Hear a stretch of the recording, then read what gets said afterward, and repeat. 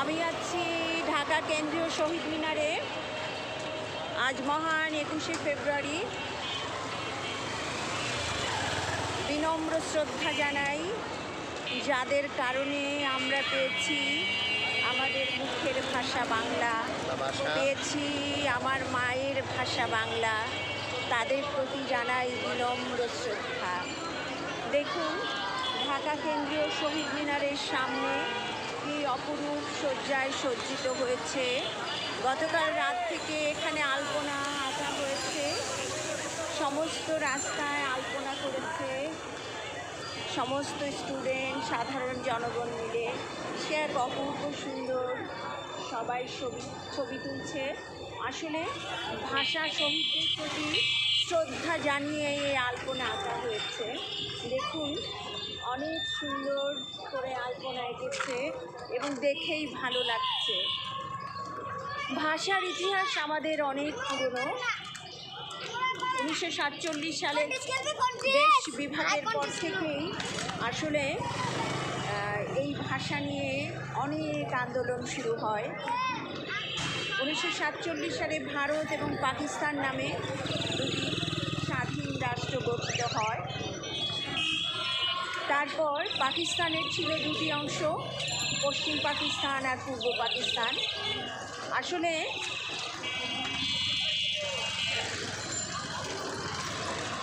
পূর্ব পাকিস্তানে ছিলাম আমরা বাঙালিরা, পদ্মা, মেঘনা, যমুনার তীরে যাদের বসবাস এবং যাদের মায়ের ভাষা বাংলা, মুখের ভাষা বাংলা। আর পাকিস্তানের সিন্ধু নদের তীরে যারা ছিল তাদের ভাষা ছিল উর্দু। কিন্তু পাকিস্তানের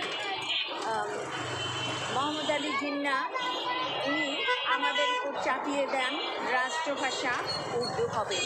তখন বাঙালিরা সোচ্চার হয়ে ওঠে এবং আন্দোলন শুরু করে। আসলে 47 থেকে আন্দোলন শুরু হতে থাকে। তারপর কেটে যায় অনেকগুলো বছর। নানা আন্দোলনের ভিতর মোহাম্মদ আলী জিন্নাহ একটা সময় রাজি হন যে রাষ্ট্রভাষা উর্দুর পাশাপাশি বাংলাও রাষ্ট্রভাষা হবে। এর মধ্যে মোহাম্মদ আলী জিন্নাহ মারা যান এবং সমস্ত কিছুই তখন আসলে চাপা পড়ে যায়। নতুন যিনি আসেন তিনি কিছুতেই এটা মেনে নিতে চান না।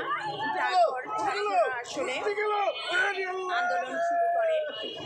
তারপর অনেক আন্দোলনের চাপে আসলে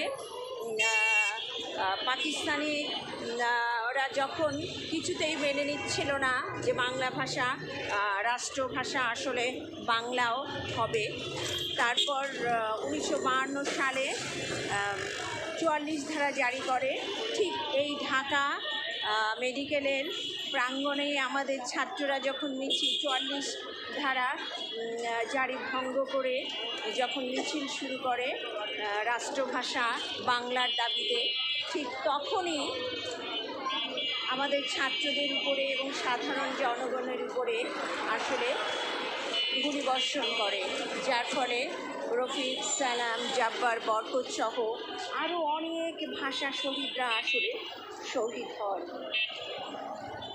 তারপর 1952 পরে 21শে ফেব্রুয়ারি, 22 এবং 23শে ফেব্রুয়ারিও 144 ধারা ভঙ্গ করে মিছিল বের করে বাঙালিরা এবং সেখানেও গুলিবর্ষণ করা হয় এবং অনেক নামজানা ভাষা শহীদ হন অনেকেই।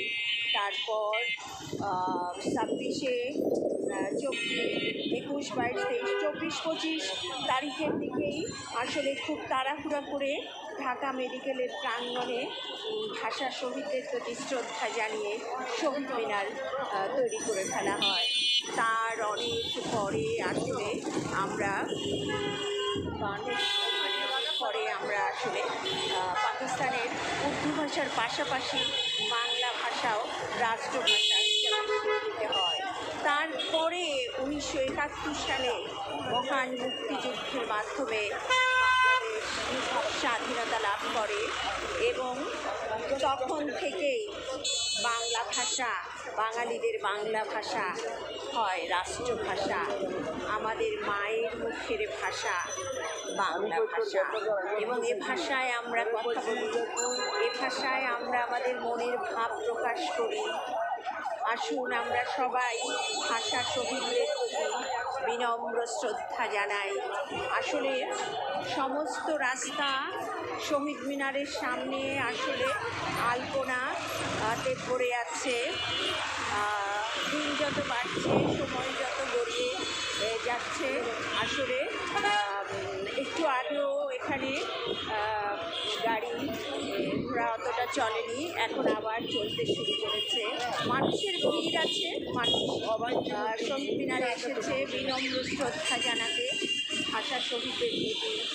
এখানে অনেক কিছু এসেছে, ঘোড়া এসেছে, শিশুরা ঘোড়ায় চড়ছে, আলপনা দেখছে মানুষ, সে এক অপূর্ব সুন্দর।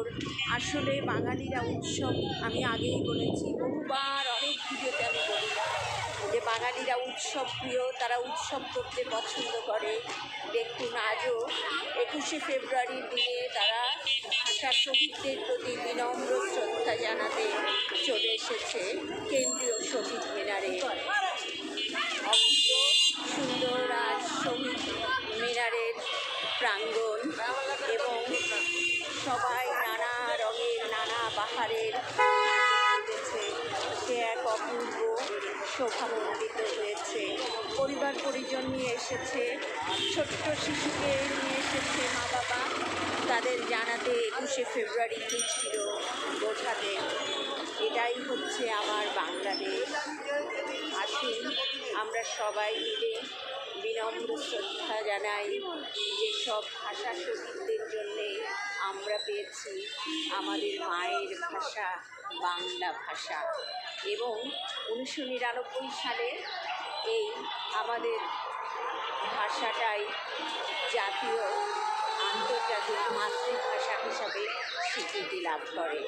দেখুন ছোট্ট একটি মেয়ে ঘোড়ায় চড়েছে, ঘোড়ায় চড়ে ঘুরছে, সে এক অপূর্ব সুন্দর লাগছে। সবচেয়ে বেশি সুন্দর আলপনা, এত সুন্দর সব আলপনা আসলে দেখেই ভালো লাগছে।